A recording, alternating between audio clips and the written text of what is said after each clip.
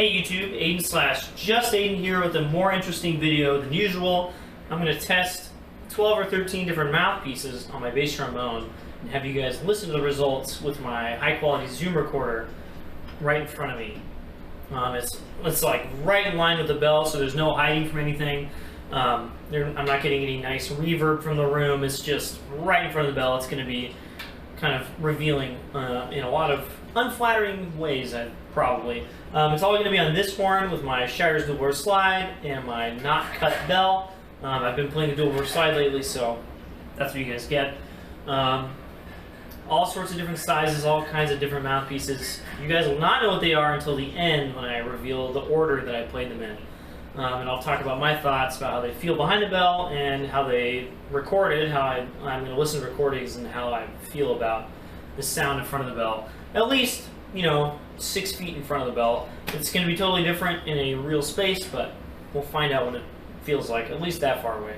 See you guys at the end.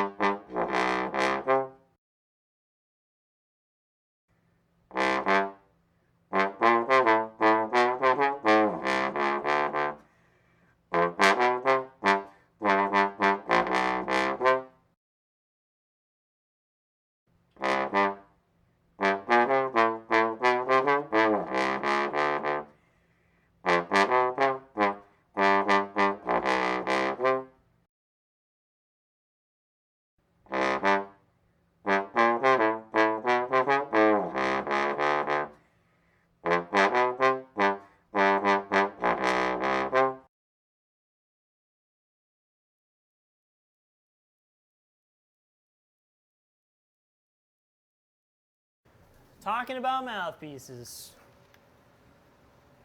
Hey YouTube, you guys have just watched all the videos / recordings of me playing all these different mouthpieces, all of which are right here, and you have formed your opinions or whatever.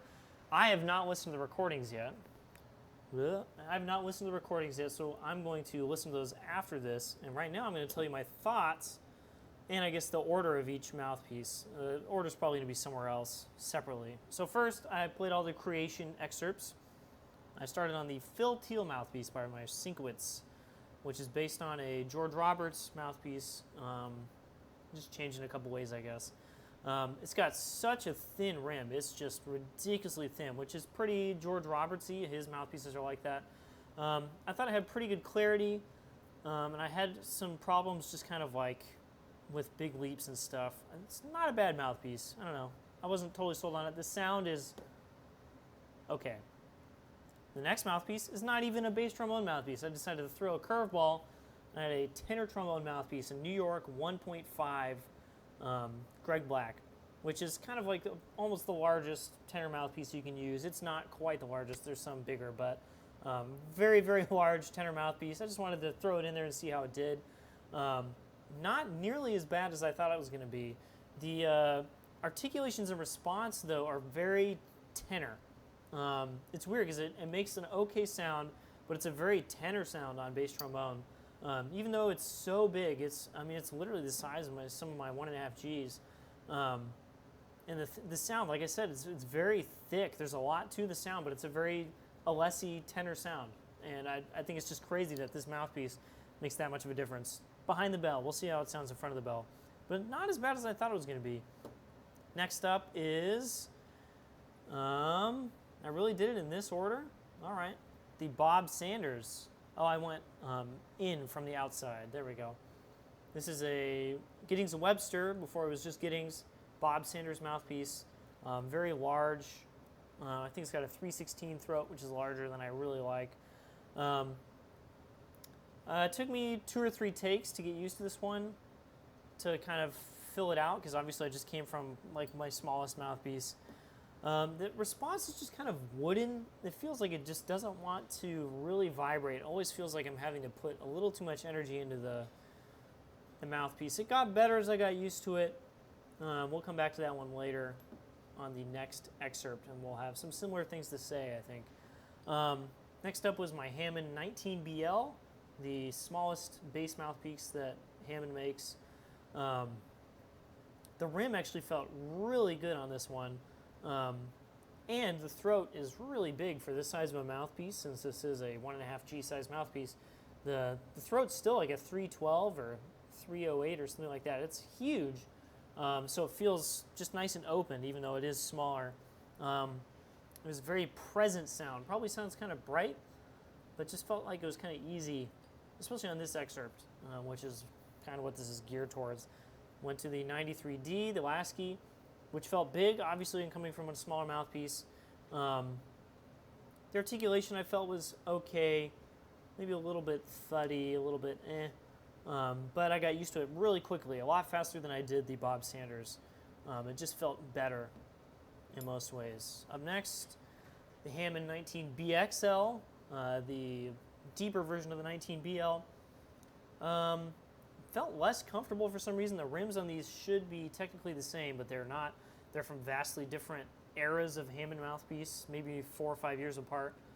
And it just didn't feel as comfortable, and since it's deeper, the articulation felt much less secure. Felt like I had to like really try for each slot. And maybe that actually sounds better on the other side of the horn, because it is deeper, I'm not sure. And then I played my old 1G, old meaning the Greg Black 1G .312, number 2 throat. that I have been playing for a long time, the last couple of years. I have two of these, and this is the one I've played most of the time. What did it feel like? The rim is so familiar. I put it on my face, I'm like, oh yeah, this is what I usually play. But it took a lot of work to dial it in. I was like, whoa. It took a few takes to get a good creation out of this mouthpiece. We'll see how good it actually is. Next up is my George Roberts replica mouthpiece, replica CE, which stands for, I have no idea. I actually looked it up and found it out at some point. I totally forgot. This is so hard to play. Oh my God. It sounds really old school. I kind of like the sound. I don't hate it. It's definitely not a box sound or a dual bore sound. It does not go with my instrument, but it totally changes the instrument from behind the bell to that George Roberts style. And wow, it was just really hard to play. I have written here, very hard to put together one flawless rep of their creation. I don't even know if I got one. I think I did 4 or 5, and there would always be just one wildly chipped note. A lot of these other ones, I would kind of like halfway play a note. It would just kind of be missing. On this one, it would just be like a really big mistake. Kind of interesting, actually. I don't hate it, but I don't know if I'd want to play it every day. Up next is the Yamaha Doug Yo replica, or I think it's the replica because it's not gold-plated. This was great. It's pretty comfortable. It's smaller than the 1G, and the rim is a little bit different shape. It's more of a Greg Black 1 1/8 G size. I liked it. I thought it kind of sounded boring, articulation and sound-wise, just kind of like not a lot of interesting stuff going on. Up next, the Bach 1 1/4 GM, which is a 1 1/4 with a larger throat. It's kind of bored out. I thought it felt really easy, actually. It felt easy to play high. The high G and stuff slotted really well, but it didn't feel like it was backing up, especially like the George Roberts did. If I wanted to actually like play through the instrument. But the sound seems very upper overtone heavy, lots of brightness in the sound. And then another curveball, I played a contra mouthpiece, my Joseph Clear 2C, which is the smallest contra mouthpiece I've had. It's a little bit shallower than the stuff that I use. And wow, it's huge. I have huge Jesus Christ written. Not as hard as I thought it would be to play, though. I chose this phrase in the creation because I can play that far without taking a breath, and I didn't want to rely on taking a breath in the middle of the phrase every time I recorded this. And this one, I had to take a breath in the smaller phrase just to make it through. So this one took a lot of air. And it's odd because the throat is actually smaller than like 3 or 4 of these bass mouthpieces, and it was still took more air to play. After that, I played my Disneyland 1G, which is the one that I had gotten after my other one, and I decided it's not as good. I'm going to use it only at Disneyland. I've actually since switched that around, and now I use this in the real world instead. What did it say? It seems to be by far the easiest playing large mouthpiece, and that time especially, I think because I was coming from this, it felt just so easy to play. Great sound, great articulation. Let's see what that sounds like in the recordings. The last piece I played is my Yamaha 60L, I guess. That doesn't really matter. It just means large shank. Which felt pretty easy to play. Kind of has similar to the Yo rim and stuff. But not nearly as comfortable. It's kind of sharp, and the sound just has like no presence. It has no lower overtones at all. It's kind of interesting. Not a bad mouthpiece, not a great one. Up next is the Funk Overview. All right, so we're back this time with the other excerpt that I played on all these different mouthpieces in a different order this time, just so you couldn't match them up as easily. I don't know why I did a different order. Hopefully that turns out well. The first one I played was the Bob Sanders, the big old mouthpiece from Giddings and Webster. And I've found this before that I kind of like this mouthpiece. Actually, it's kind of comfortable. It doesn't feel that bad, but it's really easy to lose the center of the sound and just play this really wide pitch center that doesn't, it's very fuzzy and doesn't have anything to do with the sounds around you. It took a few tries to actually center most of the pitches in the thing. I don't even know if the recording sounds that good, honestly. I have written here, it doesn't sound bad, but it doesn't really sound good either. Even when I dial it in, it's still very, just kind of blah. There's not a lot of stuff I like in the sound. So, interesting finding on that. Next up, the Bach 1 1/4 GM. What did I say? Very inconsistent below the staff. Yeah, I found the response was just like, depending on the range I was in, it would just be completely different blow. And I'm not used to it, obviously, but also this is a mouthpiece that has been bored out by Bach, but still bored out with a different throat, and so it is not exactly what it was designed to be. So I think the response has suffered because of that in some ways. It was really hard to put together like a consistent take of just this excerpt on this mouthpiece. And again, there's not a lot of middle to the sound. There's a lot of brightness, a lot of the hot sound,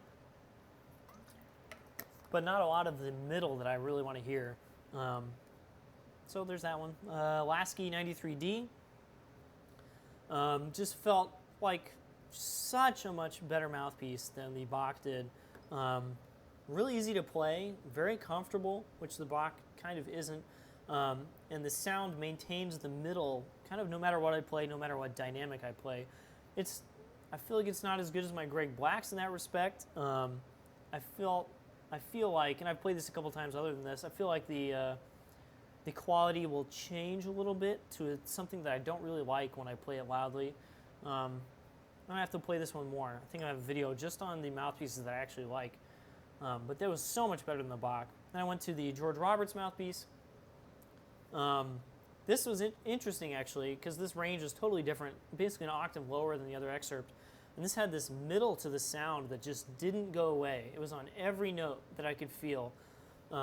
Super hard to play. Wow, I could almost, I took like 3 tries just to play the C at the beginning of the excerpt, because on this, I can play that C right in the middle so easily. On this, man, it took so much effort to play. It's so small. I could just feel everything just being dialed in. It feels like a 6.5 AL on a bass trombone, which is just ridiculous. It's not that small, obviously. It's like a 1.5 G size, but wow. But the middle of the sound, I thought that was really interesting. Kind of like the singing tone just kind of stuck with me. I have no idea if that comes across in the recording, but definitely to me, behind the bell, I was like, oh, that's really neat. I like that. And I played my old 1G. I was like, wow, this is the best mouthpiece of the bunch. Just so far, I mean, it was so easy to play, and the middle to the sound didn't go away. This huge core. This had a middle that didn't go away, the George Roberts mouthpiece, but this has a much larger middle, just kind of fills up the space. A nice brightness, nice zing to the sound when I lean on it, but still the middle behind it. It's so easy to play. I was very sold on this. It felt great. And then right after that, I decided, hey, I'll mix it up. And I played my other one, the one that I've switched to since. It actually didn't feel as good. So I still have to hash these ones out. I'm not really sure. But those are definitely my favorite so far of this bunch. Then I went to my Hammond 19 BXL, which felt just really small. The smaller mouthpieces obviously feel a little better on creation because I'm playing higher. But the larger mouthpieces don't feel bad. But when I go lower, the smaller mouthpieces start to feel kind of really small. And the larger mouthpieces just feel even better. So big trade-off there. This just felt small. And the sound just didn't really do it for me. It's very boring. There's something actually, this is the reason I stopped using this, is because the sound was just so blah. Way back when, 5, 6, 7 years ago. And then I went to the Contra mouthpiece again. I have written here, Jesus Christ. This was so hard to play to just keep in the middle of the sound. Actually very similar to the Bob Sanders. I have that written here. And they're not all that different. They're not that same either. The Bob Sanders actually has a bigger throat. But just so hard to keep in the center. And actually I think it sounded a little bit better than the Bob Sanders. We'll see what it sounds like in the recording. I would never play this in real life. Wow. Then I went to the Hammond 19BL, which again, like the BXL, is the same, but it's shower, so it was very hard to play. It was so hard to just start on the low C. Once you kind of get used to it, it's a little easier, but not ideal. I would have to think about it a lot more than I have to with the mouthpieces that I choose to play. And the sound was so much more interesting than 19BXL. Just a lot more higher overtones. It might actually sound worse in front of the bell, but behind the bell, you're just like, it's just more satisfying to get that sound. The little excerpt that I played is only a chunk of a piece, a little tiny chunk of this piece. And when I played this, I actually played through the whole thing on accident twice. I was like, I'm not supposed to play the whole thing. I'm only supposed to play up until I play that C in the staff. And twice in a row, I played the whole thing. I was like, oh, that's weird. So for some reason, hard, but satisfying to play. Next up is the Yamaha Yo replica. This felt just really good. It was solid. It was easy to play. The sound didn't disappear. Just kind of satisfied with it. The reason I don't use a mouthpiece like this is because the sound just is not nearly as interesting as my Greg Black's or the Lasky 93D. And then I went to the tenor mouthpiece, the New York 1.5. And what I have written here is such an Alessi sound, WTF, because the sound that I hear out of this is just like literally the Alessi tenor trombone sound coming out of my bass trombone. And it is behind the bell. I'm not sure if this comes across in the recordings. It's just like 100% exactly what I think. This really thick, dense sound. This sounds like a 42 played by Joseph Alessi. I'm not saying that I play like him at all, but wow. Just blown away at how the design of a mouthpiece can change the sound so much. It wasn't too hard to play, actually. Better than, I think, the Hammond 19BL. It was easier to play, even though it's a tenor mouthpiece. It's smaller, I think, in every way. And the last mouthpiece was the Teal, the Marcinkiewicz, which was interesting. It's a little stuffy.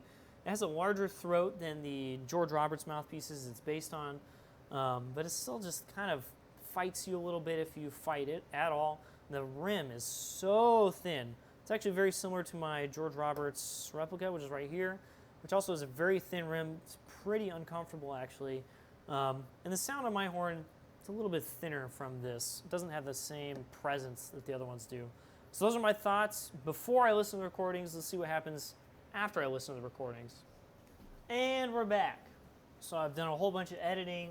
I did a whole bunch of listening. Went through all the recordings, and here's my thoughts. These are the creation excerpts first, of course, starting with the Phil Teal mouthpiece. There's not a lot of front to the note. The notes just kind of show up. They got like a sharp front to them instead of a little more weight to the articulation. And the sound behind it is also kind of light. Especially the second partial, low B flat and below. There's like an F, there's like a G, there's some other stuff in there. And it just sounds kind of just a little too light. Not tenor trombone-y, but not the bass trombone sound that I like to go for. After that, we have the Greg Black New York 1.5. The sound is so thick on this mouthpiece. It's ridiculous. It's so dense, but it's still a tenor sound. It's not very wide. It's just very thick. It's got a lot of core to it. And it has that very Greg Black front to the note, lots of weight, kind of a punch behind every note. And it sounds very legit. It's not the right sound at all, but it's a lot closer to the sound that I like. Go figure, it's a Greg Black mouthpiece.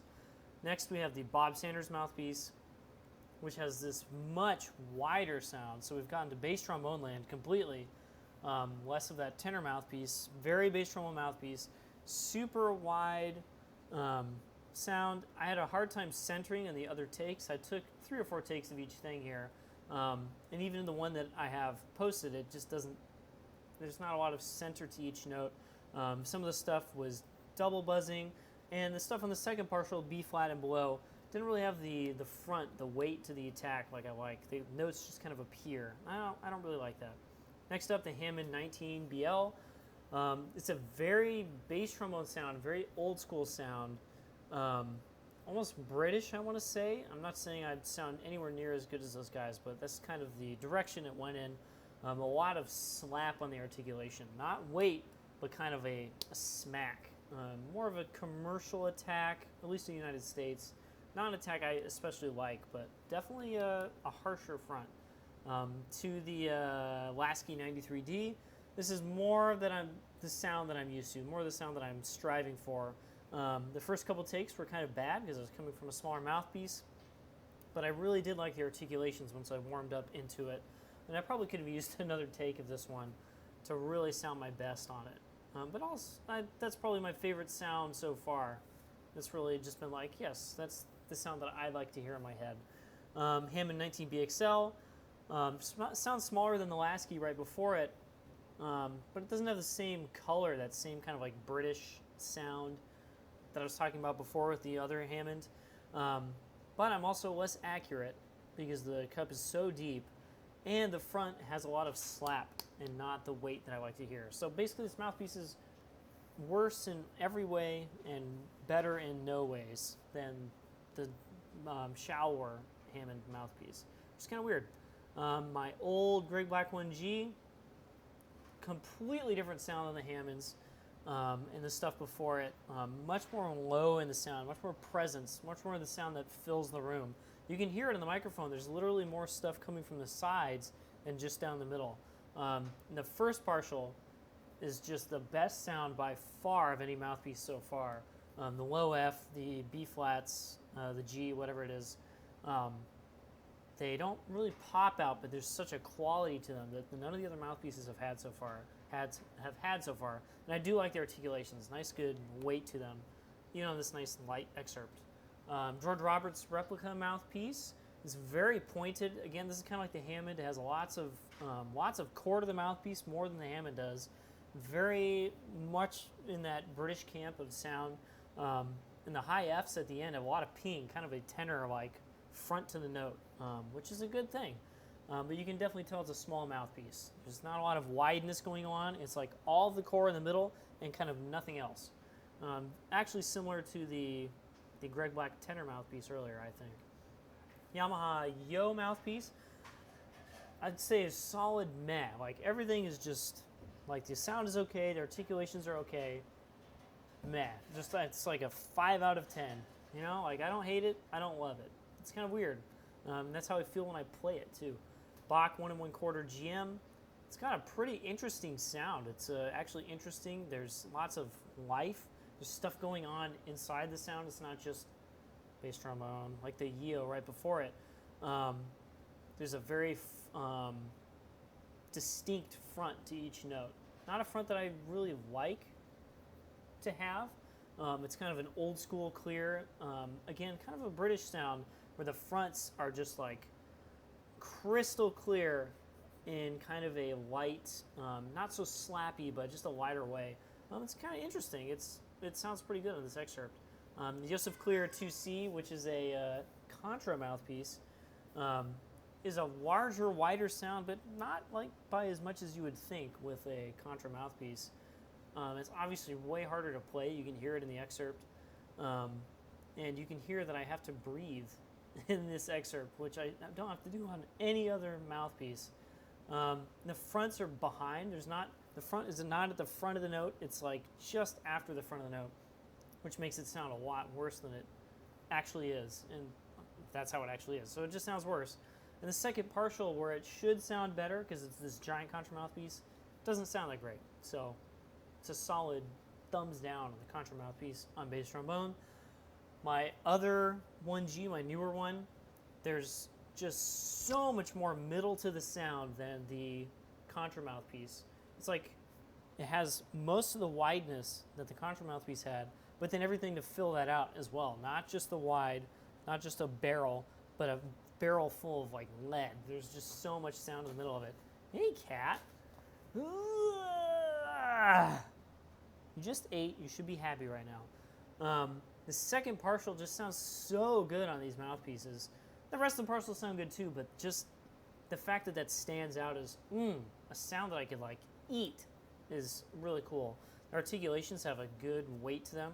And the high F at the end, I think, still sounds pretty good. I don't think it sounds as good as some of these much smaller mouthpieces, but that's something I have to work on. Yamaha 60 immediately just has so much less of the middle, the weight of the sound than the Greg Black. It's not bad. It has some of that Bach 1 1/4 GM character, a little bit of it, the clearness of the sound, but not really the fun parts of the sound. So it's kind of like very boring but clear. I'm not sure. I really don't like that mouthpiece in the first place, so I'm not sad about it. Up next, listening to all the funk excerpts. And we're back listening. I have listened to all the funk excerpts. Now I can talk about how they actually sound. The Bob Sanders is the first one up on this list. It sounds very wide. It sounds hard to center. It seems like things I already said on the other one, actually. And the low B and C sound pretty good because I'm filling them out and it's just a giant mouthpiece, so that part sounds good. But the rest of it has to sound good too. This mouthpiece does have like a pretty good like valve register, but everything else about it just kind of not great. Bach 1 1/4 GM. This is a different order than the other ones, of course. The sound has just gone from this to this, so much more narrow. It really lights up below the staff. You can hear this. This is kind of a good spot for this mouthpiece, and it doesn't sound as hard to play. Doesn't sound as hard as it is to play. Wow, that's really hard to say. So actually, I was really struggling playing this, but listening to it, I'm like, oh, that actually sounds totally fine. One of the later recordings isn't as good, but I think that I put up a one that actually sounds pretty good. And I was struggling. I was having a hard time. In between each one, I was just like, why is this so difficult? But the recordings actually sound good, so that's weird. And there's just so much character and like overtones to the sound. It's kind of cool. Don't mind that mouthpiece. I don't know if I actually want to play it. It's definitely very difficult to play. Up next is the Lasky 93D. I feel like it combines the good qualities, the two mouthpieces that came before it, in that it has a much wider sound, but there's also stuff in the middle of the sound to grab onto for a pitch center. It's much more even across the range. The Bach right before this was not even at all. It was so hard to play because the response would change so much between registers. And the low B and C sound pretty good on this mouthpiece. It's definitely my favorite so far. George Roberts, I missed the C at the beginning, just the low C, at least twice before I even got through the excerpt. Just so different to play. The sound is so narrow with this mouthpiece. It's like just this. If the Bob Sanders is this with nothing in the middle, then this is the opposite, where it's everything in the middle and nothing else at all. There's like no sound that goes out to the sides. Hopefully you guys can hear that in the recording. I can hear it when I play and I can hear it in the recording. It's just like so much sound that's not coming off of the walls into the mic. It's just going straight into the microphone, which can be good, but if there's someone sitting next to you who wants to hear you, maybe it's not as good. There's a lot of core to the sound, so yeah, there's a lot of sound going forward, but a lot of it is just this meaty, chocolatey core to the middle. And it's weird that this excerpt, it really stood out to me that way. I played it a couple times, I was just like, wow, it feels so George Roberts just to have this like this sound that just doesn't go away. It's really kind of neat. The low B and C sound pretty good. They don't have any of the wideness. Again, like I said, it's really just this, which is cool. And there's a little bit of the old school shaky in there. It's kind of hard to explain, but like you can hear a lot of on smaller horns, smaller equipment, you try and really nail like a low C or something below the staff, even above the staff, in the staff. And you get the little bit of a warble to the sound because the horn is like right on the edge of being able to take the air that you're putting into it. And I feel like I got to that point really easily with this mouthpiece. It does not play very loud. Then I played my old Greg Black 1G 3.312 number 2.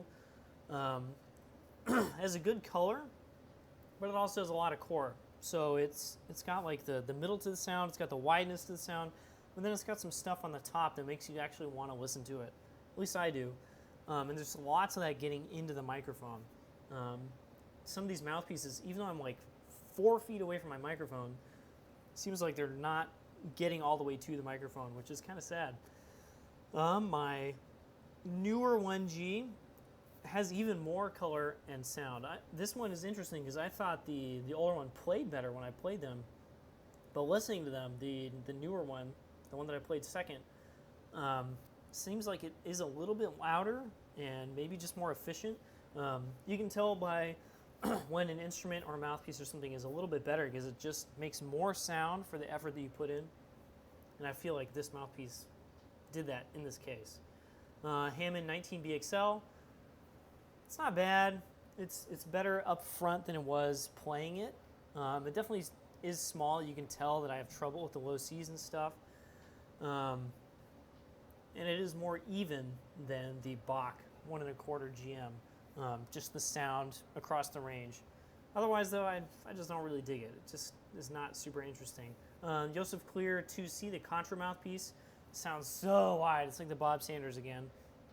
And you basically only get the middle to the sound when you put down both valves and play like low C or D flat or B or whatever. There's so many missed attacks. I think there's even a missed attack or two in the one that I uploaded because I had no great takes of this. Kind of sucks, so not a great mouthpiece. On to the Hammond 19BL. It sounds a lot more interesting than the 19BXL, but a lot thinner too. There's less of the wide sound, even though the BXL does not have a lot of wide sound. It's even more of just this, but not a lot of the core that the GR has, the other mouthpiece I have. A lot less presence, and there's more of that old school shaky sound in there, going like B, C, stuff like that. Get that kind of not super solid. Yamaha Yo has some of the clarity of the smaller pieces and some of the weight of the larger mouthpieces. It actually sounds pretty good here. It's just so medium. It's just like, it's okay. It just exists. It's probably the best all-around mouthpiece on this list, I think. It seems that it took me like 5 takes to get a good recording, which is kind of weird because it is pretty good. Greg Black New York 1.5 tenor mouthpiece had more to the middle of the sound than the Yo did. But it sounds like a tenor. It's really weird. There's so much to the middle of the sound. It's just like this like tungsten rod of sound and nothing else. It doesn't. There's a little bit of wideness to it, just based on how dense it is, but not anything like a bass trombone would have. And it's weird how kind of easy it sounds to play, even though it's a tenor mouthpiece. And the last one up, because I forgot the Yamaha 60, is the Marcinkiewicz Teal mouthpiece, Phil Teal mouthpiece. It's kind of a smaller sound, a little bit more like the GR. Just sounds very bass trombone. Sounds kind of like Phil Teal. I'm not saying like I sound like Phil Teal, but it's definitely in that direction. And there's a little bit of the old school shaky in there. I think the old school shaky comes primarily from me because I'm used to being able to just kind of put a lot of air into an instrument on the attacks and everything. And the smaller mouthpieces don't really let you do that. But that old school shaky doesn't really seem to go away unless you have exactly the right stuff. So there we go. All done. That's it. 13 mouthpieces the first time, 12 the second time. My impressions on how they played and my impressions on how they recorded. Hopefully you guys have some thoughts as well. See you guys next time.